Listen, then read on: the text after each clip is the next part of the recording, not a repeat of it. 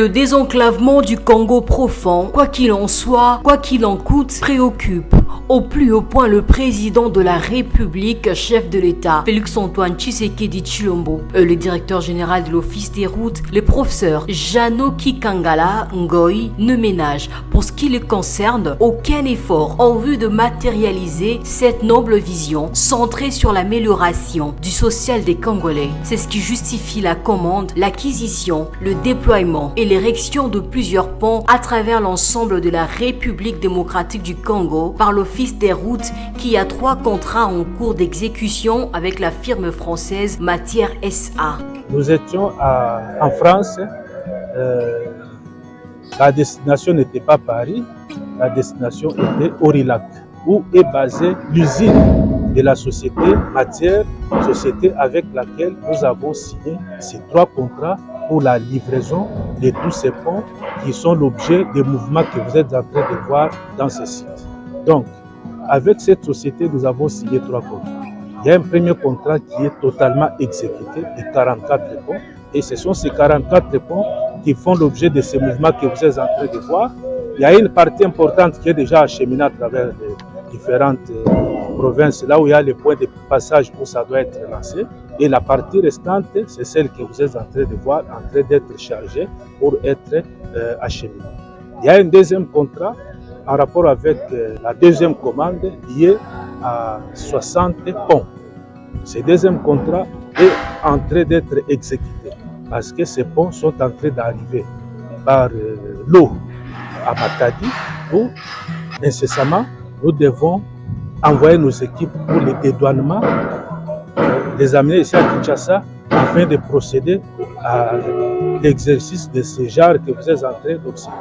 Il y a un troisième contrat de 201 ponts. Celui-là, nous l'avons signé au mois de mars dernier lors du forum économique de Kinshasa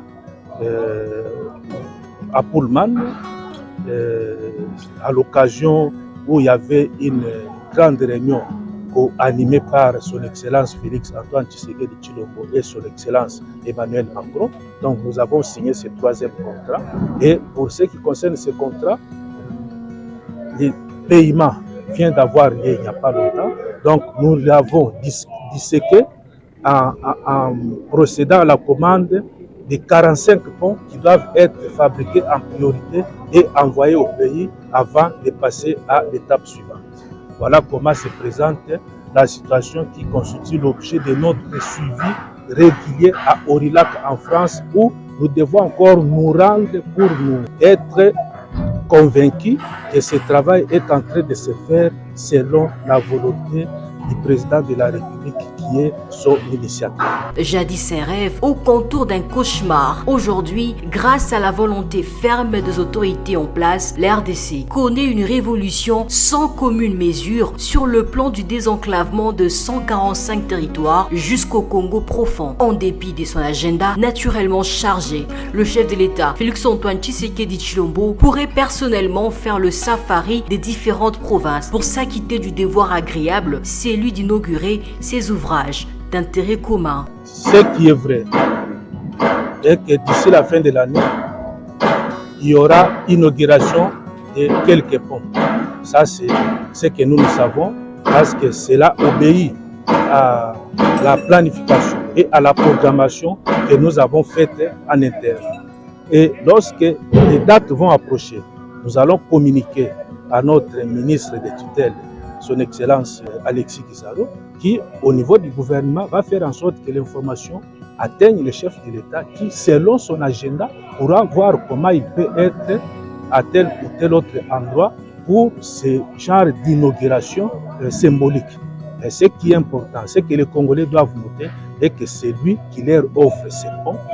C'est un exercice qu'il faut vraiment encourager parce que c'est depuis que notre pays a acquis son indépendance qu'on voit un tel exercice. Il va sans dire par ailleurs que les ponts déployés à travers le territoire national sont montés et installés directement par le génie civil de l'Office des routes, mais aussi par des techniciens avérés, en l'occurrence des partenaires dûment sélectionnés par l'Office des routes dans les règles de l'art, conformément aux lois en vigueur au pays.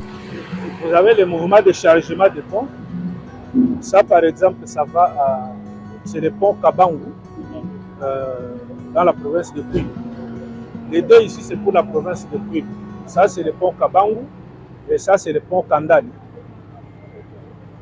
Et au fond, là-bas, vous avez le pont Biaro qui va dans la province de Tchoukou. Donc, vous arrivez pratiquement au moment où beaucoup de ponts sont déjà partis. Il y a ceux qui sont déjà en route vers leur destination. D'autres sont au port parce qu'il y a ceux qui doivent aller par voie fluviale. Voilà la situation en ce qui concerne ce mouvement de transport de ponts. Le professeur Janoki Kangala Ngoy explique la procédure y afférente tout en précisant que plus de 25 ponts sont en train d'être lancés sur plusieurs cours d'eau dans le pays. Les travaux de montage de ces ponts sont en partie exécutés par nos régies, c'est-à-dire les brigades à travers nos directions provinciales, et il y a aussi une partie qui doit être exécutée à l'entreprise, c'est-à-dire en faisant concours à des entreprises extérieures selon leur technicité qui doivent participer à cet exercice pour le montage de ces ponts. Et pour ce qui nous concerne avec les travaux en régie, il y a déjà, sur les 44 ponts, il y a déjà plus de 25 qui font l'objet de travaux sur le terrain par rapport à ce qui concerne la construction des culées et la remise à l'état de platelage pour permettre à ce que ces ponts deviennent opérationnels. Et pour ce qui concerne les 15 ponts, si ma mémoire est bonne, qui doivent faire l'objet de travaux à l'entreprise, nous avons pratiquement épuisé la procédure. Là, nous sommes à la dernière phase avec la DGCMP qui doit nous permettre de boucler ce processus et confier effectivement ces marchés à ces entreprises qui sont sélectionnées pour leur permettre d'être sur terrain. C'est plus de 300 ponts que l'Office des routes se donne le devoir de lancer à travers la République. Le directeur général de l'Office des routes est d'avis qu'au vu du calvaire d'enclavement auquel les Congolais ont été longtemps soumis, calvaire lié soit à la vétusté des ouvrages, soit à l'impraticabilité des routes pour acheminer les matériels, ou encore à l'inexistence pure et simple de ponts sur nombreuses rivières. Cette fois-ci, c'est la bonne. Le tout grâce au leadership éclairé et pragmatique, mais aussi et surtout la volonté manifeste du président de la République, Félix-Antoine Tshisekedi Tshilombo. En ce qui concerne cette question essentiellement liée au pont, je crois que la population peut s'attendre à des résultats probants. Parce que, observez un peu l'actualité, il y a quelques années, vous allez vous rendre compte, vous êtes journaliste, qu'il y a des ponts qui s'écroulent ça et là. Pourquoi? Parce que ce sont des ponts qui ont pris de l'âge. Il y a même des ponts qui sont là depuis l'époque coloniale, qui n'ont pas été refaits. Et aujourd'hui, avec cette volonté manifeste du chef de l'État, il y a cette commande de plus de 300 ponts pour être jetés ça et là, afin de permettre à ce que les réseaux soient au rendez-vous. Je crois que c'est un motif réel de satisfaction pour notre population. Évidemment, d'ici décembre, nous sommes focalisés à cette première phase liée aux 44 premiers ponts. Les 60 et les 201, c'est au courant de l'année prochaine que nous allons nous atteler à les ramener au pays et les déployer sur terrain. Le gouvernement central, dirigé par le Premier ministre, chef du gouvernement, Jean-Michel Samaloukonde Kyenge, par le biais du ministère des Finances, que chapeaute le warrior Nicolas Kazadi, est déterminé à changer le cours de l'histoire du pays en accordant une priorité au financement des dossiers relatifs aux infrastructures routières. Le directeur général de l'Office des routes, le professeur Janoki Kangala Ngoy, note en revanche les lourdeurs administratives de certains services. Les soucis liés au financement, il n'y en a pas parce que le ministère des Finances met à notre disposition tout ce qu'il faut pour accomplir ce travail. Les soucis, c'est peut-être lorsque nous sommes en contact des autres administrations qui font correctement leur travail, mais tenant compte du souci qu'a les autorités en rapport avec ces dossiers. Cela nécessite que ces administrations vous comprennent pour permettre à ce que ces dossiers soient traités avec célérité. Mais ici, il y a nécessité. Nous l'avons déjà signifié à notre ministre de tutelle. Des ponts de meilleure qualité, du reste certifiés par la direction en charge de cette question au sein de l'Office des routes. Le pont, dont la durée réelle se veut de plus de 70 ans. Le premier génie civil de l'Office des routes exhorte à cet effet les Congolais principaux bénéficiaires de ces ponts à en faire bon usage pour leur pérennisation. Selon l'expertise réalisée par notre direction des ponts et selon aussi les informations nous fournies par les fabricants et vérifiées avec cette expertise de notre direction des ponts. Donc, ces ponts qui nous sont livrés ne peuvent pas avoir une durée de vie en deçà de 70 ans, s'ils sont très bien entretenus. Ces ponts, qui sont jetés sur différents cours d'eau et rivières à l'intérieur du pays, expliquent la volonté sans faille du président de la République, Félix-Antoine Tshisekedi Tshilombo, de désengorger les 26 provinces qui comptent la République démocratique du Congo. Un pari auquel tient tant le chef de l'État que la direction générale de l'Office des routes. Le directeur général, le professeur Janoki Kangala, appelle le peuple congolais à continuer à faire confiance au fils du sphinx de Limete qui remue ciel et terre pour le développement total et durable de la République démocratique du Congo. Comme on dit qu'à tout seigneur, tout honneur, les défis, c'est à l'actif. Son Excellence, Félix-Antoine Tshisekedi Tshilombo, président de la République et chef de l'État, qui, au nom de sa chère vision du peuple d'abord, est en train de faire beaucoup de choses dans tous les secteurs. Dans notre secteur qui concerne les routes nationales, nous avons ces ponts que nous sommes en train d'acquérir par l'eau, que nous sommes en train de déployer sur le terrain. C'est parce que lui a eu cette vision-là, mûrie par son souci de travailler pour le bien-être du Congo.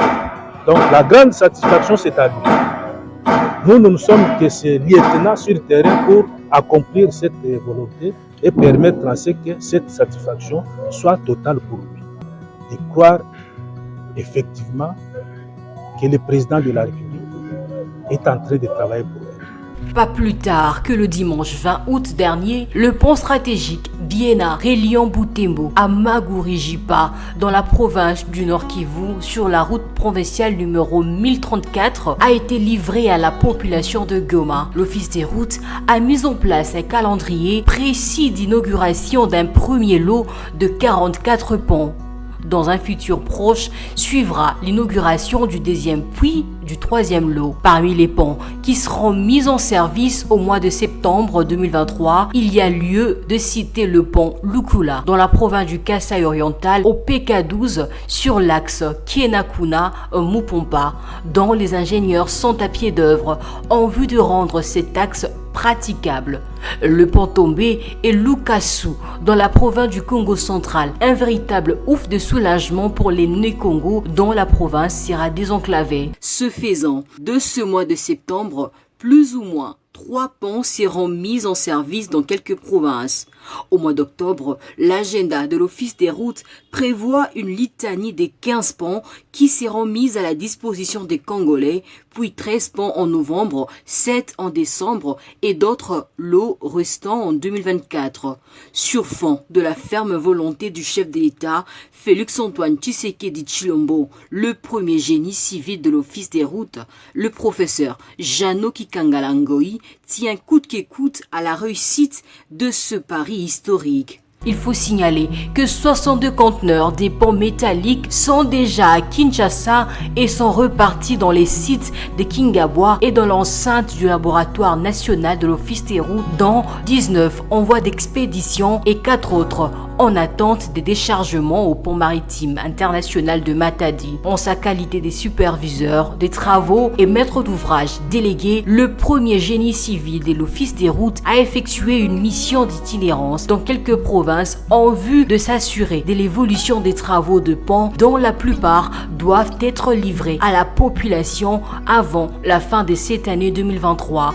Réhabiliter et remplacer ces différents ponts sont devenus vétustes et la mission qui tient à cœur le professeur Janoki Kangala Ngoy afin d'en faire bénéficier l'utilité aux populations riveraines. En effet, le directeur général de l'Office des routes rassure l'opinion sur la qualité de ces ouvrages qu'il attend mettre au profit des populations dont certains sont déjà fin prêts et d'autres en voie de l'être. Il s'y prend de fort belle manière pour rester dans la droite ligne de la vision du chef de l'État congolais qui ne jure que sur le bien-être de son peuple. Des assurances données par le directeur général de l'Office des routes. Lentement mais sûrement, différents lots de ponts tels que commandés auprès de la firme française Matière SA seront largués sur les rivières du Congo profond pour faciliter l'impérieuse nécessité de désenclaver le territoire national, dans l'ultime besoin d'élier l'utile à l'agréable.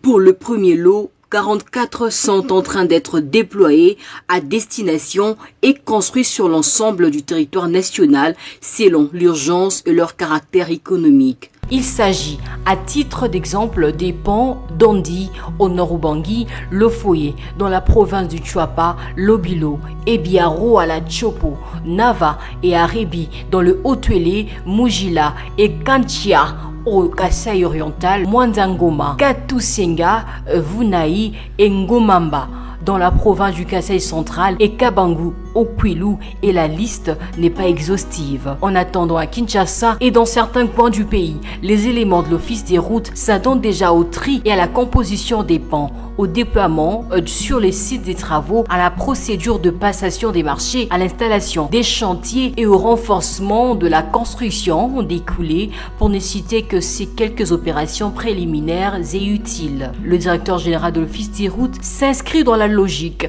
et la vision du chef de l'État Félix-Antoine Tshisekedi Tshilombo. Il cherche des voies et moyens auprès de partenaires financiers pour rendre pratique le réseau routier en République démocratique du Congo. En ce sens, un partenariat a été signé avec la firme Matière SA pour l'acquisition de 201 ponts métalliques estimés à 87,7 millions d'euros. Dans un calme et une perspicacité légendaire, il n'y a pas eu besoin des temps pour se jeter à l'eau après sa nomination par le chef de l'État en 2022. La mission qui lui est confiée par le premier citoyen est immense et constitue un véritable challenge dont sa langue est riche.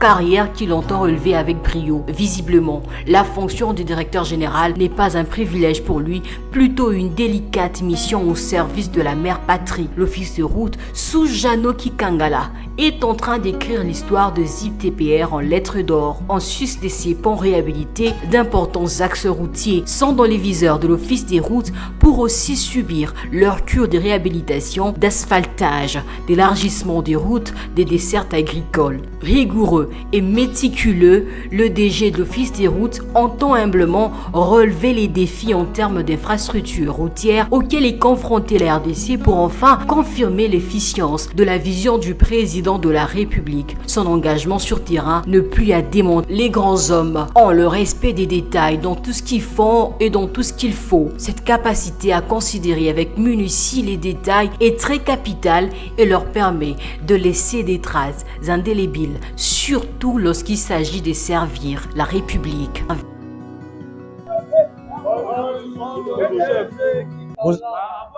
Boza malamu.